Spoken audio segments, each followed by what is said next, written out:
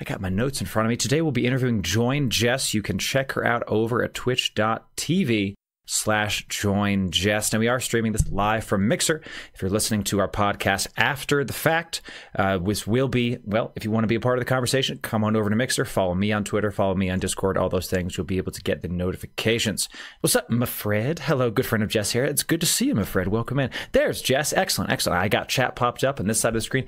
I don't know if I can get it on the screen. We'll see. But for those of you that are new to how we do the live podcast, here's the shtick.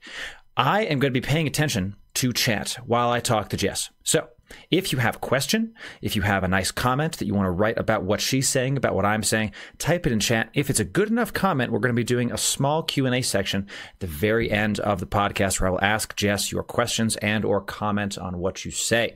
So that being said, stay involved. If you would like to be, type a chat. If you just want to listen and lurk, well, you're more than welcome to do so. So without further ado, let's introduce our guest of honor here. Jess, welcome in. Let me fade you in here. All right, welcome in. There she is, everybody. There she is. There hello, she is, hello. everybody. Good morning. Fantastic. And it's interesting you ask that, Leroy, because the first question that I normally ask our people, and first of all, before I start, Jess, it's good to have you. Thanks for coming in here. I did plug you at twitch.tv/JoinJess. Appreciate that. Glad to be here. Thank you for inviting me. Of course, yeah. Outside of Twitch, what is your main social media? Do you use Twitter mainly, Instagram?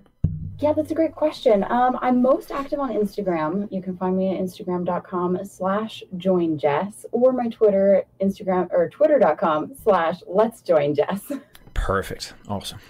Now, as I said, Leroy, that's an interesting question because I always ask our content creators at the start, Jess, what got you started in content creation? It's a really funny story, actually, and it's funny that you ask this because, a lot of people have these beautiful stories of, watching content creators and being totally inspired, and watching quite a bit, right? And I love these stories. Everybody's got their own unique story, and mine is somewhat like I am as a personality. I get an idea in my head and I run with it, right? And so here's what happened. I had a friend come over and visit, and I'd never heard of Twitch before. I've been gaming for my whole life, RuneScape, America's Army 2, Halo, you name it, right? And I'd never heard of Twitch. I've been living under a rock. I'm a university student, just saying. And my friend comes over and is telling me this hilarious story about something that somebody named Dizzy Kitten. And I'm like, what are you talking about? Whose name is Dizzy Kitten? I don't understand, right? I've never heard of Twitch. And talking about her playing CSGO, and I'm just like, what? And so finally, because I am not getting it, he pulls up the clip that he's talking about and shows me the clip, and my mind is blown. I'm like, what is this? Tell me, show me.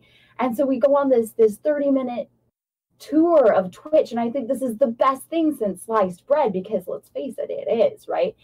And Twitch is pretty cool. It really is. And so I immediately think, I wonder if the games that I play are on Twitch. I wonder if anybody plays those. And I was at this unique intersection at the time where I was gaming when I had a free time, but my schedules didn't match up with my friends. I play a lot of MMORPGs. A little bit lonely to play an MMORPG by yourself, right? Right? So we look at my favorite game, Guild Wars 2, and sure enough, there's a whole community of people playing on Twitch. And here's what happens. I look at that and I think, maybe I could make 1 or 2 or maybe even 3 friends if I streamed this. And so the next day I did. And that's how I got started. Perfect. Yeah, and Guild Wars 2, what a fantastic game. The funny story with that, with Jess and I chat, is that I actually played Guild Wars 1 for years. It was my first ever MMO. And then I started playing WoW, and then I played Guild Wars 2. And I kind of quit Guild Wars 2 for a while just because MMOs are, shall we say, time suckers. So they really just kind of drag you in. So I was on Twitch. I was trying to find some fun people to raid, and I was playing Guild Wars 2 just kind of as hey, let's try it. And I see Jess streaming, so I raid her raid her with at the time it was 4 people, something like that. Anyway, the point is a beautiful raid. They were very engaged, all 2 people. So yeah, and they were. That's how it goes, right? And that actually got me back into Guild Wars 2, and then we ended up streaming Guild Wars 2 for a decent amount of time on my channel. So fantastic. I'm so glad. I love the game. I love Guild Wars 2. What is your favorite character to play in Guild Wars 2? You know, because you played a lot. I know it's a hard question. So it is such a hard question. I'm going to say that. So I played Guild Wars 1 also for about 5 years. And I just had the hardest time jumping over to Guild Wars 2 because in Guild Wars 1, I played a monk. And Guild Wars 2 removes the monk and instead gives healing to everybody so that you no longer have tanks who don't really have the self-healing or preservation instincts complaining about their healers not healing them, which is great for all the frustrated healers out there who are going, oh my gosh, just like don't aggro everything on the map, you know? I need healing. You know, I was also a monk and it was, oh boy, I have nightmares. So, you know. Right. Yeah, and when I heard, though, even though it was hard, I loved it. I love healing. I love playing support. I just love being there and having my team's back, right? And then I found out, after being so sad that I boycotted Guild Wars 2 for the first, 2 years it had been out, that Guardian class is basically a monk warrior. You have all of the support skills and the healing for your teammates, but you're also a tank yourself. Yep. Which I played a monk warrior. That's exactly what I played. And so I immediately, again, as soon as I found that out, the very same day, I created my account and got back into Guild Wars 2. So I have to say Guardian. Cool. Yeah, I remember playing back in Guild Wars 1. I played warrior mainly myself. You had to do warrior monk because you had to get the self heals. I think that was the big thing. We did some warrior assassin when we were doing PvP, but that was mainly in factions. But then I rolled a ritualist, which is, I fell in love with the Ritualist, loved it. That's why I started playing the Necromancer in Guild Wars 2, especially in the newest expansion. Those sand things, it's literally a Ritualist. This area denial was the best, Scourge, I think is what it was called. Oh my gosh, it was so much fun. Yeah, so sweet. Excellent. So interesting start. Yeah, it's always fun to ask those questions because everybody has a different answer. I don't know if you've heard the story from me. I'll just do a little abbreviated thing. I would love to hear it. Yeah, I got started. I went to PAX East a couple years ago, 4 years ago.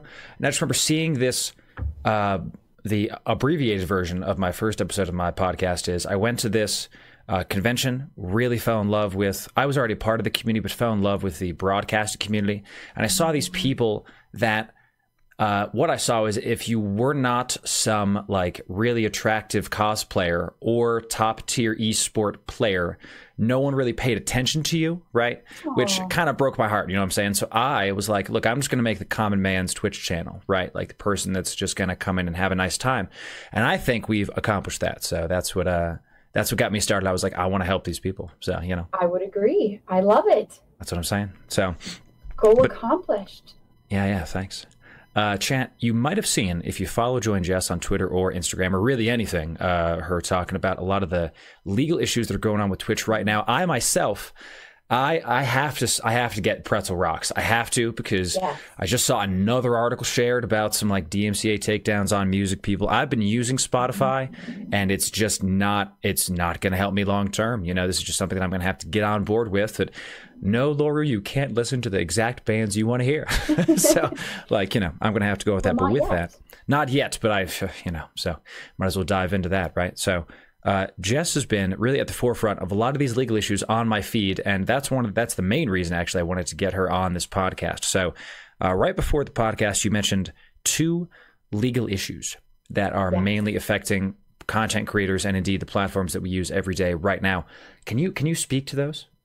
Yeah, so there's 2 that I'm very passionately involved in, and that comes from a space of caring about content creator and music creator rights, and also just the rights of people in general. And those 2 issues really are the problems with music and DMCA violations and takedowns that we've all been seeing, and also the harassment that's been going on Twitch and Mixer both.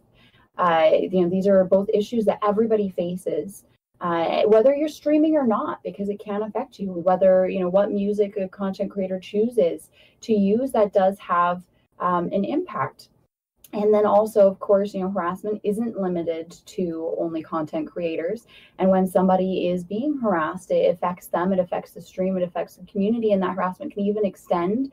Unfortunately, I've had a chance to talk with a fair number of people who have unknowingly been parties to harassment because of people who have utilized members of the community to further their agenda toward a content creator. So, but talking about DMCA, I think is really important, especially in light of the recent article that I tweeted out. Actually, it's on Forbes, and it came in through Legal and Entertainment for Hollywood and Entertainment. This is a really big deal. It just was published yesterday morning. Jeez. Yes, and it's by a lawyer, actually, an attorney who's a music attorney who protects musicians and music professionals through deal negotiations and proper intellectual property management. Now, part of proper intellectual property management is protecting their IP, right? As content creators, we enjoy our IP, which is all of our videos, right? Anything that we create, that is our IP.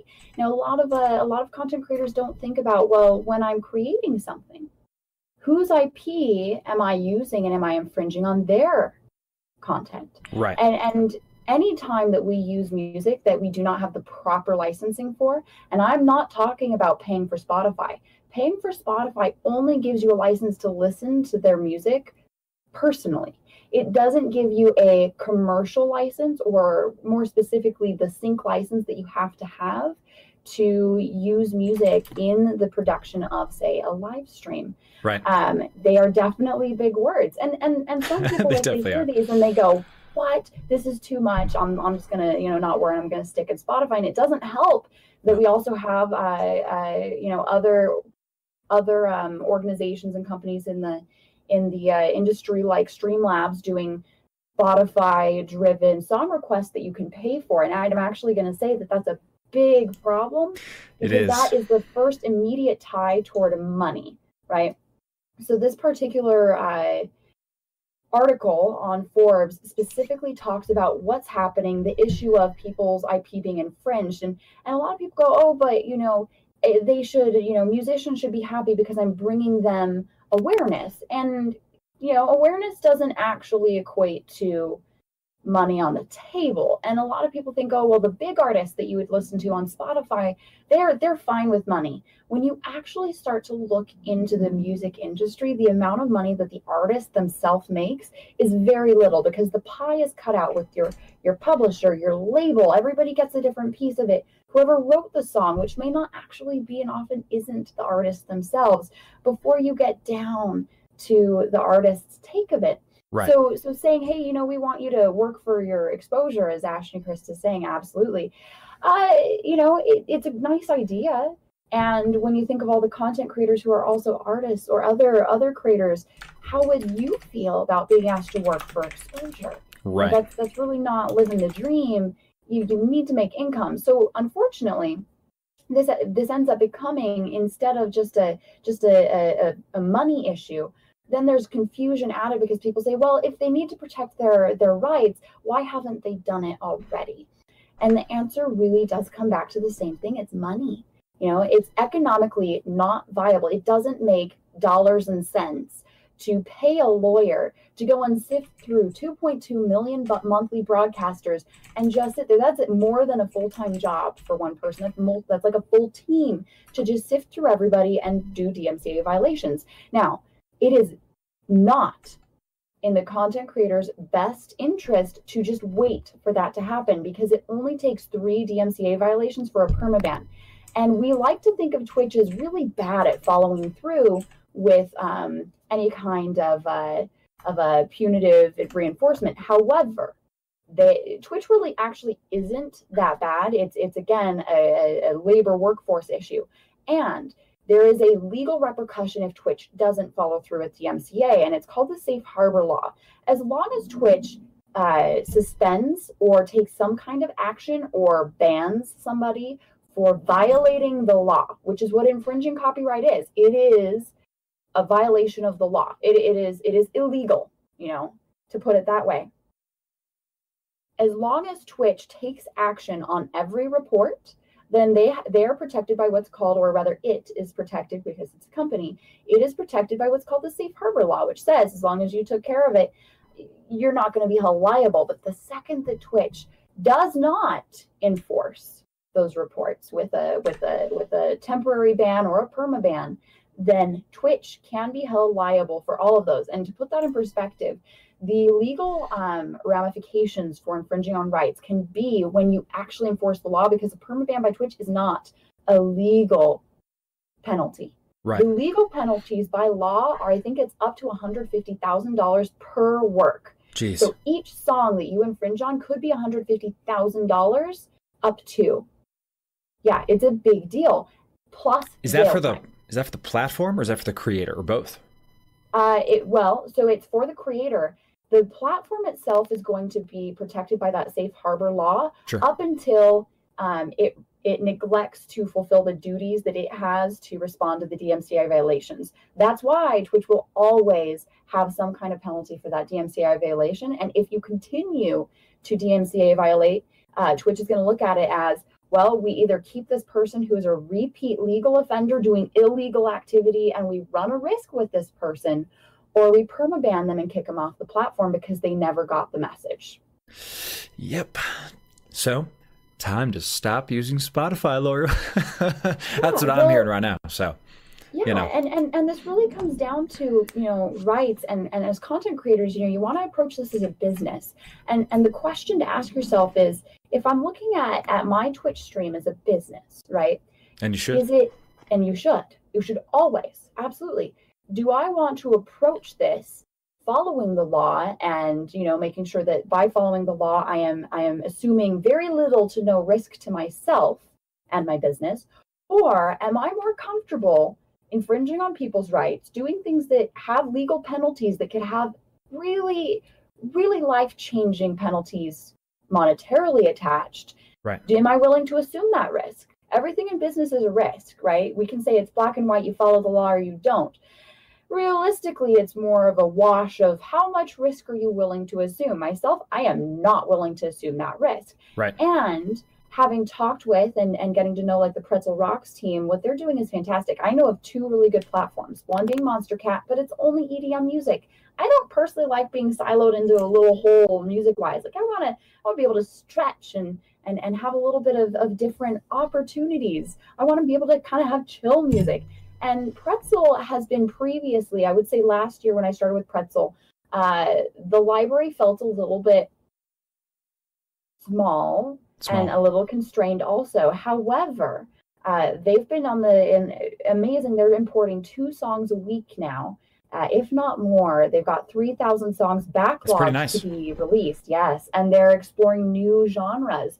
So they now have chill, they have upbeat and happy. They have, I want to say they're starting to really flesh out a rock and roll and some country music as well. Because what happens is the more content creators sign up for and use Pretzel Rocks, the more that Pretzel Rocks can go to different labels and say, hey, you know what?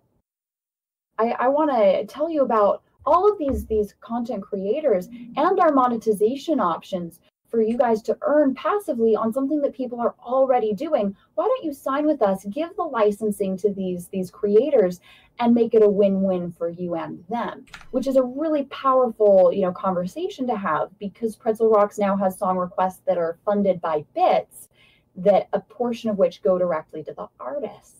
That's super tight. See, this is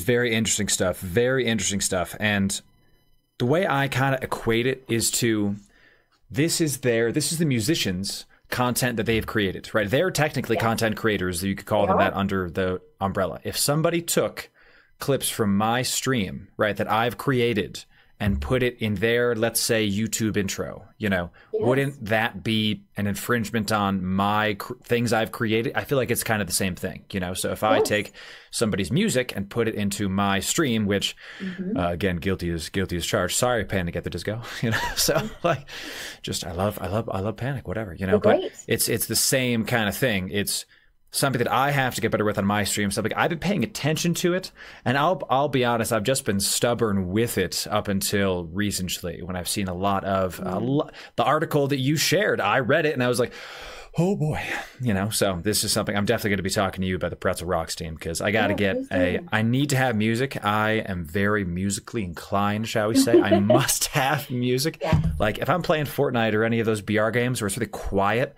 I'll normally have just music playing in the background. I think the only game I don't play music in the background with is Rainbow Six, just because you can't, you have to listen to all the footsteps, right? So.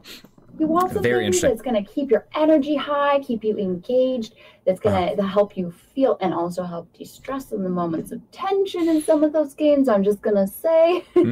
And music is like a lifeblood for channels, right? Oh, yeah. So to not have music would be so detrimental. Yeah. And I do... The thing that makes me, and I see the sentiment kind of reflected in the Mixer chat right now, and especially with what Ashley said, that the laws feel antiquated. I like that word, antiquated, because while I think that, yes, obviously we should give the musicians their due, we should give, as you said, it's not just the musicians, it's the producers, the songwriters, the label, all this different stuffs, right? They should get their due. But it's still, what annoys me about it is how accessible it is, and how there isn't really a consistent enforcement of it is what it feels like. And that's kind of what annoys me about it. So, well, let's talk a little bit about that, because here's the thing. The law is the law, and technically the way that laws work is that whenever you're in a country, you are expected to abide by those laws, and it's not up to anyone to teach you those laws. It is up to you to learn them and follow them. That's right. why Ignorance does not make you immune. It's not a defense. Right, which is why you can go to Singapore as a tourist, do nothing to look up the laws, chew or spit gum in the public street and or spit on the street and end up in jail, because that's a law there. And you might say, isn't that crazy? But it's still a law. It's a sanitary law, and it is the law there. And so you follow it. And there have been multiple cases of U.S. teens and college students going to Singapore, not bothering to learn the law of the country that they're in, and ending up in jail because they broke it.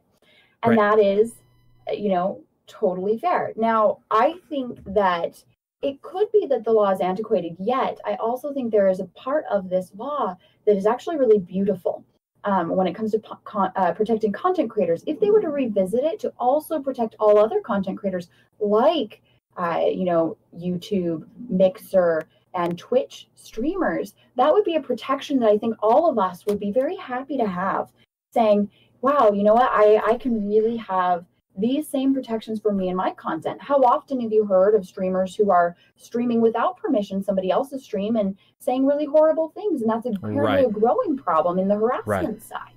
And right now, there's not really anything you can do about it, because there's no legal protection. I mean, there is, but people don't know about it or how to use it. There's not a DMCA reporting for that exactly, right? There isn't like a team on Twitch even. I know there's some people that work at Twitch that are dedicated for this thing, but the sheer volume of things they get, it's too much. They're not enough equipped, I guess is the best way to put it, to deal with all this. Like you have, I'll co-stream Rainbow Six's tournament sometimes. There was a long time where I didn't know if that was allowed, right? And they there was enough people tweeting him and chatting about it that they finally said, yeah, this is fine. They the company Ubisoft publicly said, hey, you can indeed co-stream this. But that was, after months of me going, hey, am I allowed to do this? And just going I guess I'll ask for forgiveness, not for permission kind of thing, which is not the right thing to do, chat, when it comes to these legal. It's a risky thing to do, but here I go, right? So, I think that my shtick with this is that I definitely want to have the creator protected. As a creator myself, I definitely want to have my content protected, but it feels like, and I understand this, someone and again, if you listen to the other podcast, you hear me talk about Ninja, you've heard me talk about Summit 1G. These are the data outliers. These are the people that are at the top of Twitch. These are the people that are getting legal help because they have the money to do so. So welcome in, RJ. It's good to see you. So this is when Ninja had his clips getting repurposed for those Fortnite montages, right? He would issue takedown on those, and it would happen very quick, fairly quickly, all things considered, because you best believe hiring a lawyer to do it. You best believe he's got enough money to be like, listen, JoinJess in the future. Okay. How do I get this taken down? Right. So someone like me, someone like, well, again, the common man streamer, somebody who is not partner, just affiliated, right? Chat, right? Right. This is what's going to happen with me if I do that. Nothing. Or at least very little, right? If I say, hey, someone took a clip of me playing Resident Evil 7 and put it on their montage, what can I do? So that's my real question to you, Jess. What can I do as a lesser streamer? So you would need to know where to reach out to, who to reach out to. Because the DMCA is specific for it's the Digital Millennium Copyright Act, right? So you're going to need to know, how do you reach out? How do you do a report, right? And a lawyer who has done this before will, of course, know exactly how to and what to say. So the thing that you need to know when it comes to copyright is that the copyright is held by whoever's the copyright holder. The copyright is automatically created. You don't have to file for it. It is an inherent right the second that you create a work, right? So I have inherent copyrights to all my stuff? Huh. Yes. Right now, this is being copyrighted under the law just as we are creating it. Look at that, chat. I have copyrights. Look at that. You do. You do. And because of that, you have rights. Now, there's a difference between knowing how to reach out and basically say, hey, this is the law. Right. I'm going to just say it's going to be people will take things a lot more seriously when you actually reference the law. So if you say, hey, and you send an email or you look up and you Google, how do I do it? It may not be there, but find an email. It would be a really good idea to message a legal team. I would recommend if you have the opportunity, because they're going to take those legal issues pretty seriously especially if they know anything about those safe harbor laws.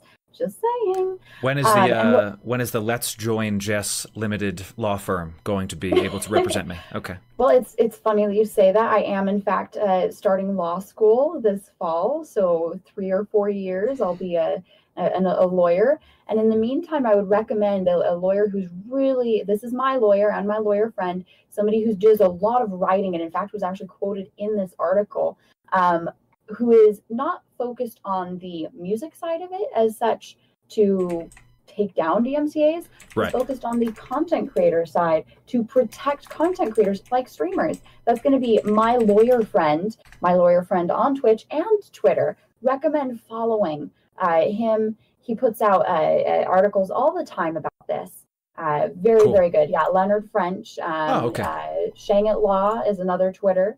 I would recommend my lawyer friend for the music side, because that's his kind of proof, his expertise. He is the expert when it comes to the music, even more than than most other lawyers. He actually is also the lawyer for Pretzel Rocks.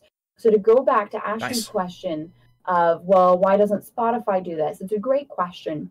And you really need to look at the business model. So Spotify's business is poised to deliver a subscription service that gives you access to listen to the songs personally. All of the licensing for the songs in Spotify's negotiated contracts with those artists and labels is for that use, right? When it comes to giving people the option to use those music tracks in a video or a live stream, you need a different license under the law. You need something called a sync license, and there's a second license that you also need to have, okay? And those are not licenses that they have created Spotify to pass on. So what you need is the sync license and the other license from them, but you also need an agreement that allows you to pass on that license to whomever you want. And that can be a bit of a negotiation. Right. And you're going to have a different pay structure, a different agreement. For Spotify to start allowing this, they would have to go back to every agreement that they have with every artist, with every platform, with every publisher. Oh, God, yeah. And they would have to renegotiate for a sync license and the other license, the name of which always escaped me. Sure. Could you imagine the amount of work and the massive amount of money that it would take Spotify to pay people to renegotiate all of that? They just wouldn't do it. Fees. Right. They wouldn't do it. No way. It makes no sense. They're making money. Why would they ruin a good thing when that's outside their business model? And honestly, I would see artists as a creator. If I was a musician, if a platform that was streaming my music approached me and said, hey, we want people to be able to use your music on their like paid subscription models, which is what Twitch is. Like, hey, just we'll give you more money and that'll happen. My answer is no. Like, even though I want that to happen, even though I would love to be able to use like, you know, Hands Like Houses and all the other artists I love, I want to showcase this to my people. I would love to do that. Can't do it out of respect for their creation and their wallets like simultaneously. So that's very interesting. Yeah. Even if it was just one band, hell, one label, I still wouldn't see Spotify doing that. It's just too much money, too much time. So yeah. Think about it about yourself, right? Let's say, you know, maybe a more direct comparison. Let's say somebody saw your stream and they're like, oh, the stream is great. And then they saw a clip of your stream and you're like, this is the best clip ever. I'm going to use it for my alert on my stream. I'm going to have a clip of Loru's face right here every time somebody donates money to me. It's going to be Loru, because I think Loru is awesome. How would you feel about that? Let's say that somebody came to you. Let's say I'm a lawyer and I'm representing this content creator, and I come to you and I say, hey, Loru, so my client here has been using this clip of your face because your face is just a great face. And let's face it, Loru's face is great, right? And someone has to think so. Actually, what's that? Someone has to think so. Come on. Right? and then also says, and oh, by the way, you know, also a clip of your voice for all of the cheer alerts also. So using both your audio and your video. And we understand that we've been infringing on your rights, and it's been going on for the past year. Okay, I don't even know how often this happens, but it's been for every single donation and cheer. I couldn't even put a number. It wouldn't even to. Sure. So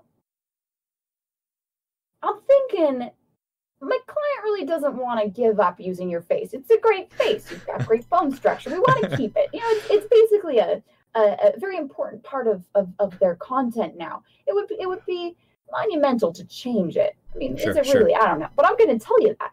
I'm going to say, how would you feel if I, you know, threw a few bucks your way and we created an agreement, and maybe you got $50 a month to allow them to continue to do that, but instead of infringing on you right now, it's with your permission. What do you say? See, the fun thing about that is that I know nothing about legal precedent. That's an interesting situation. My gut reaction to that is, that's cool. Where were you a year ago, right? Yeah. Like at the beginning of this, like, because now that I know this has been going on, like now I'm coming after you, because that's, there's no other way to put it. That's just, it's crappy. It's not professional, I guess is the best way to put it. And that's, and what this is making me feel is bad, because as I say this, I'm looking at myself in a mirror, because if I got to meet one of my favorite metal bands at Warped Tour this year, In Heart's Wake, I listened to their music on stream all the time. They would not be happy with me, judging by my own words. Sorry, boys. Love your music. I want to showcase it, but darn it, I don't have the rights to it. You know what I'm saying? So it's a tough conversation to have. So it is, because a lot of content creators, you know, when they're faced with this conversation, they think, well, they should just, you know, give me the sync licensing. You know, I've seen people reply to, you know, tweets that I've tweeted saying things like, oh, but, you know, I'm promoting them and people might listen to their music on my stream and then go and buy their music. And I'm like, yeah, but not that. How often does that really happen? Right. You know, because if I have 10 or 50 or 100 or 1,000 people, if it was Spotify, the way that Spotify would do that is that Spotify would give, if Spotify were doing this properly, would pay the artist a certain amount per every single impression, per person listening to it. Right. But because Spotify isn't, then technically all of these music creators have been missing out on money that they would have been paid per person listening to the song, because instead of per person count, there have been how many people and how many times have these songs been played, how many thousands, tens of thousands, hundreds of thousands, maybe even millions of impressions have they received that they weren't paid for. They're paid on a per impression basis. This is all revenue that they lost because we've been in, you know, not paying them for it. Now imagine that you as a content creator actually have an agreement with other places. You know, let's say that you submitted Loru this clip to a place that monetizes it for you, and you do nothing other than create the stuff, and then you turn it on over to them, and they give you a payment per person who plays it. And maybe it's only 1 cent or half a cent. It's not much, but over volume, it turns out to be quite a lot. And exactly, you find out that somebody's been using that platform, but re-streaming it to a larger audience and cheating you out of who knows how much money. You couldn't even calculate it after 4 years. Right. And this is the kind of thing why when So I pay attention to the top content creators like Ninja, like Soda Pop, and all these people that are at the top, right? And one of the things that I really enjoyed that Ninja said on this, and I already kind of touched on this, is what he saw his clips getting taken and repurposed. These clips were getting millions of views on Instagram, not thousands, not hundreds of thousands, millions. Like one of his top clips, he said he saw one that had 10 million views, and it was one day, because Fortnite is that popular, right? And they used all the correct hashtags. So this is the kind of thing, exactly as you're talking. Like, as these platforms continue to build, as we continue to put more of our lives onto the internet, the person who creates the content, and really not even like legally, like ethically, I feel should be getting the lion's share of the money, of the, not even the money, but of the awareness of what I'm and you, Jess, are creating, right? And this is why I wanted to have this conversation with you, because I was not really sure where I stood on this music DMCA stuff until I heard it very eloquently said by you. Time for me to get, time for me to get some pretzel rock stuff going on. Yeah, you know what I'm saying? So let's talk about that for a quick second. Sure. So I personally use Pretzel Rocks. I really like what they've done, and they have a really elegant way to do this. Now, Pretzel is great because it's free. Okay. Free is great. We like free. It's free with all of the licensing that you want. So what Pretzel has done is it's actually started by founders of a music label. So right off the bat, they had all of the music access that they have a label for, right? And so they said, we're gonna bring this in. We're gonna inspire other content creators. Now, a lot of the musicians also are on Twitch. Some of them even create their music on Twitch, so you can go and watch them create music live on Twitch that then might become part of the Pretzel library. It's which really is super cool. tight. Totally. And they have a lawyer, and they've got a whole team, including people who are artists and developers, and they have an app. And so what you do is you can listen online in a browser. I personally use the app because it gives me an affirmation every day and just makes me feel really great. And cool. I can hotkey stuff. There's a lot of options there that are really great and really helpful to a streamer. Now, when I use the app and I have my account, I have I think it's an in perpetuity, and you'd have to check with my lawyer friend or Pretzel to know for sure. Sure. When I use the app and I'm streaming through it, right? And I'm streaming and I'm listening to music through my stream, and everybody is. I have, because they have negotiated all the licensing, they have negotiated to have it for their service and for all of the users of their service. As long as I am streaming it through their app, I have all the licensing I need. Now, if I were to, have some kind of egregious, terrible thing that I did and get, lose access to the app, I would no longer have access to that licensing. Now, this is really important. I believe it's in perpetuity, and this is extremely important to understand. In perpetuity means that the content creator, here's one of the interesting things about DMCA. I could have an agreement with maybe my best friend, is a musician, and I've got an agreement with them for being able to use their music. And then but it's not an in perpetuity license. I don't have it written down. It's just buddies, right? And then one day we get in a fight. I offended my friend really badly. And my friend is like, man, I really, really want to share with Jess exactly how upset I am, and words just aren't going to cut it. You know what? I changed my mind on Jess being able to use my music. Here's how copyright works. You can change your mind at any given moment, and then revoke the license for everything up until that point. Jeez.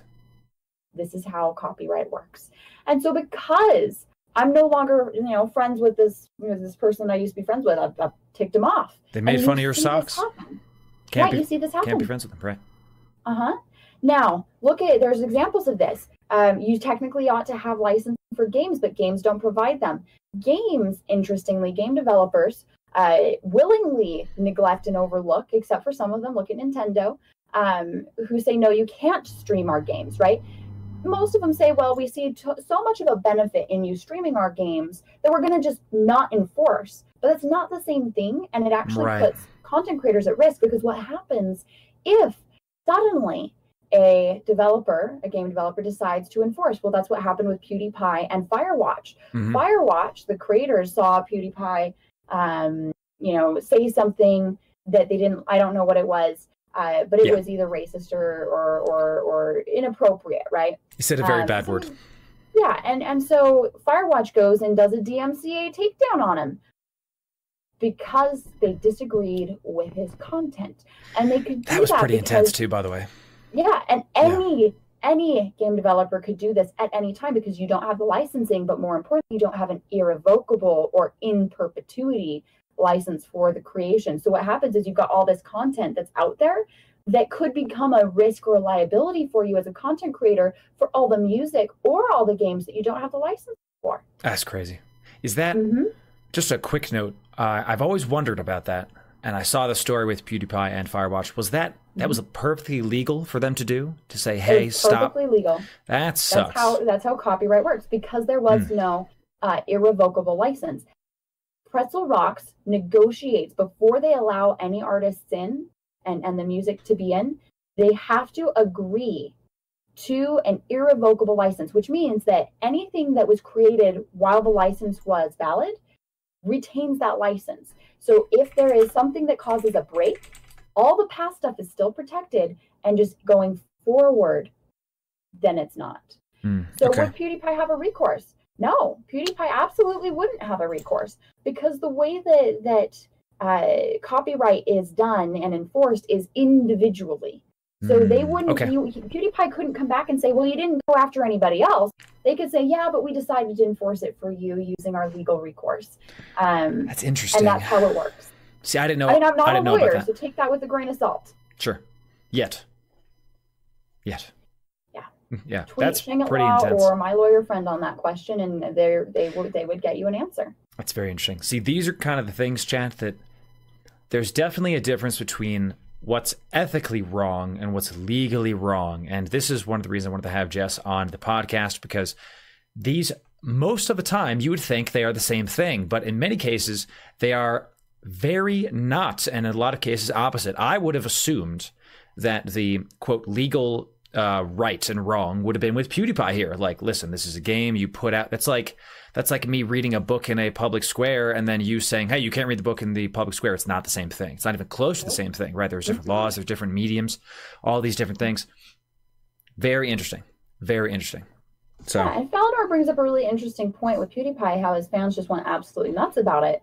So there is public opinion. Now, keep in mind, though, that yeah, public opinion absolutely plays a factor into it. I'd say that for most game developers, it's more a factor of they're looking at, well, we get the benefit of the exposure and people wanting to go and buy the game. A lot of people go and buy games after watching somebody play it on Twitch. They turn to YouTube or Twitch to see a review before they buy a game because they want to know, is it worth spending my money? There's so many games out there. How am I going to know which one I want, right?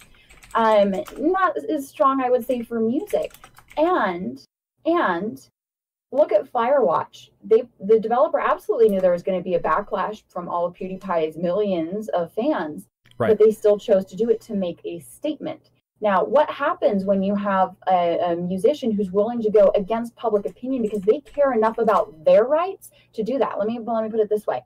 Please. Let's say that you have somebody, Loru, who is infringing on your rights. They've actually took an entire stream of yours and they've just restreamed it every day for the past 2 years.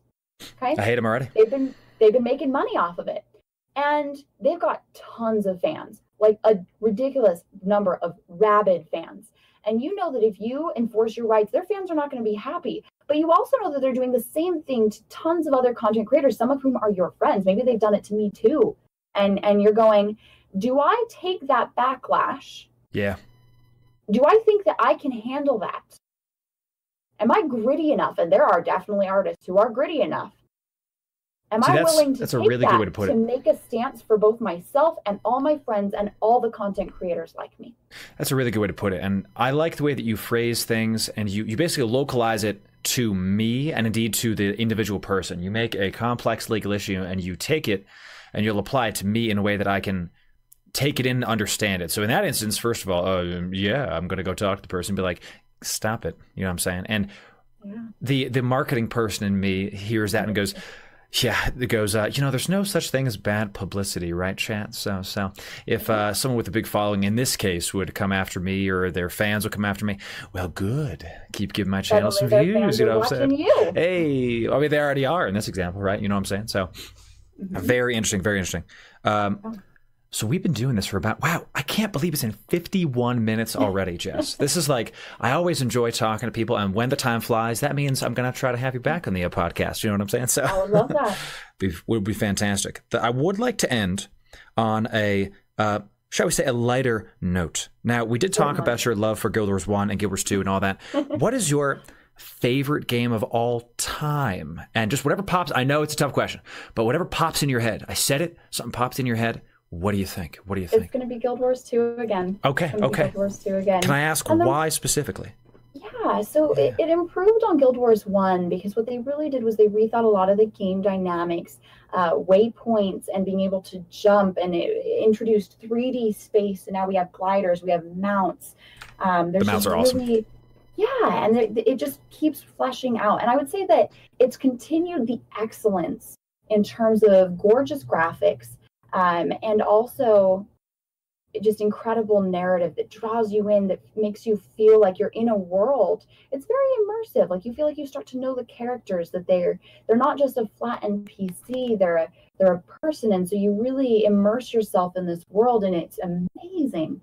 And when I started streaming, I actually was fully a Guild Wars 2 streamer for the first 6 months before becoming a variety streamer. Nice. And I loved that.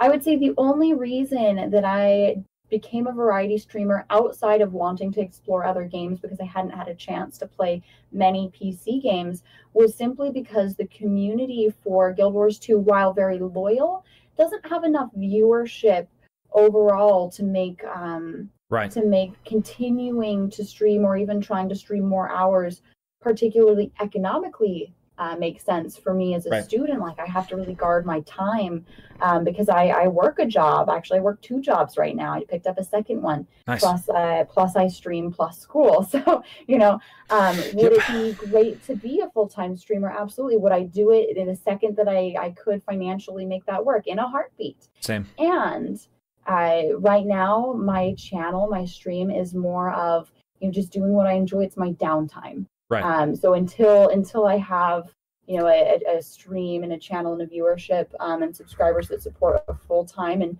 at that point I'll be like, all right, what do you want me to stream? I'll focus on that. Whatever you want me to do, community. Yeah. That's so funny.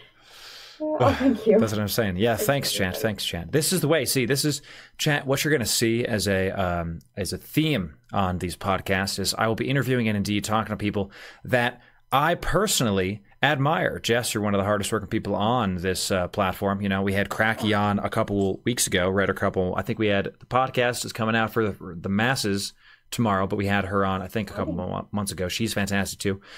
This is the kind of thing that I want to emphasize, is creators that actually take this creation job as a job. Now, you have you've heard me mention like Summit 1G, some of the people that are at the top. A lot of the people at the top are there simply because they're just known and their name is known in the space. What I want to focus on is bringing in creators that actually put in the work, okay, and actually know what the hell they're doing because they've, put in the work. You know what I'm saying? So you'll be definitely seeing more. So interesting. Guild Wars 2. I'll give you my favorite game of all time. It's actually the first game that I ever remember playing and having like an excellent time, and that's Command and Conquer Tiberian Sun. If you ever played like StarCrafty games, like RTS games, you know what I'm saying? Very, very similar to that.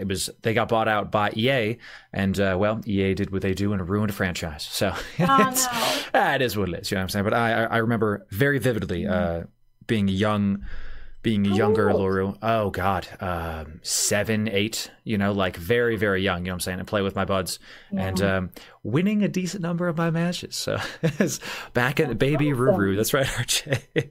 So fantastic. I just have so much respect and even a sense of awe for the games, even the content creators. If you think of the people who are 7 and 8, 13, I'm just saying 13 is a good number for people who are watching Twitch streamers, and those streamers are foundational the way that games are too. to be able to create something that has such a positive impact in someone's life, Yep. that they remember it throughout their life as a foundational moment, or helped them discover something they love, or connect with people that they care about, that is something really, truly special and spectacular. That's what I'm saying. I'll never, and just 100% agree, I'll never forget my first ever Guild Wars 1 guilds. I'll never forget my first ever WoW guild. Like, excuse me, I didn't sign on to WoW towards the end of Vanilla, towards the end of Burning Crusade to play the game. I signed on because when I signed on, people would say, oh, Loru, what's up?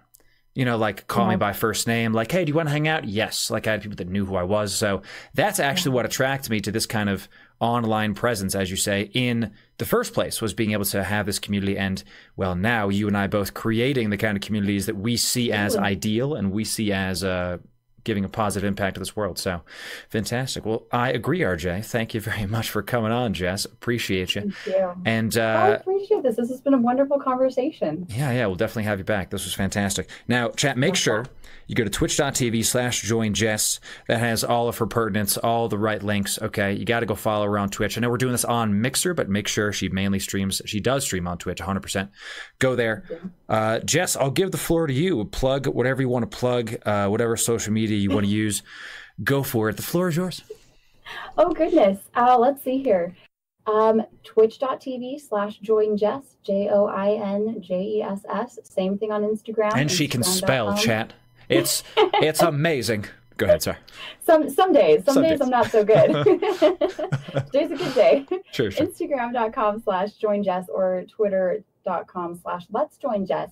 I think in terms of plugging things, I think the biggest thing that I say all the time is be kind. I think of, and I love what you were talking about with WoW, with logging in just to hear somebody say your name and hang out.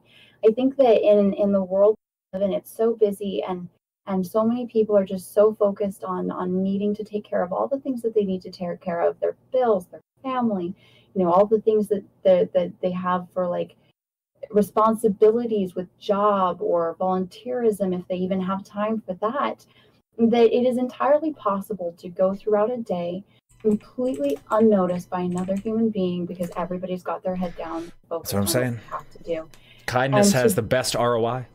Yeah, to be the person who looks for simple opportunities to be kind and recognize somebody else's existence. There's something so validating and wonderful for a person. Just hear the sound of their name or hello, how are you doing today? And know the other person really actually cares and wants to hear it.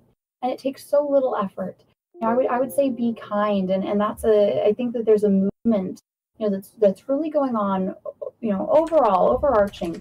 Not yet as much on Twitch, and to plug this, I'm in the process of creating a new kind of stream team, as it were, focused around kindness, and the team is called Humankind, which is be both. We are human. Let's be kind, and it's going to have a seal of kindness, which is essentially a badge that will be in people's panels to say, I am kind. I've taken on this pledge of being kind and recognizing other people and spreading that love and that gentleness and that just acknowledgement that you are human. And because you are human, you are worthwhile and you are wonderful. And I'm excited to get to know you as the wonderful human you already are. Look at that. So that's something I'm working on and hope to officially open up applications and start doing interviews for that stream team. Everyone is willing and welcome to apply because size is not even a factor. It is simply kindness. Right.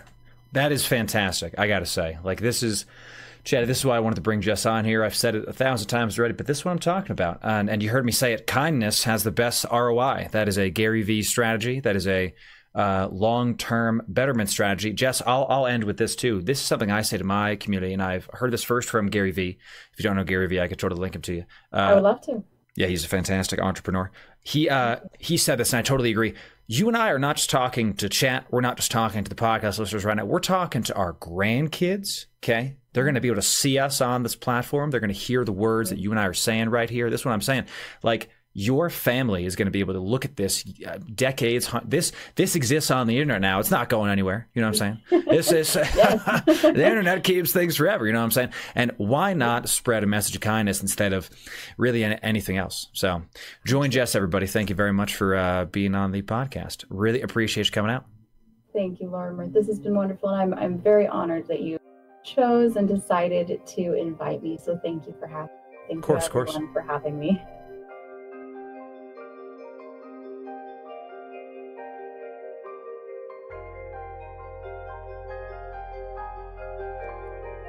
This has been another episode of the Sanctum Sessions podcast. If you enjoyed the content, make sure to follow or subscribe on all the big platforms. We're on all of them. This podcast is supported by our Patreon. Head over to patreon.loru.tv for exclusive podcast rewards. Special thanks to our Pinnacle patrons, Fallonor Lighthawk and RJ Lynn. Once again, I hope you enjoyed this episode, and we'll see you next time.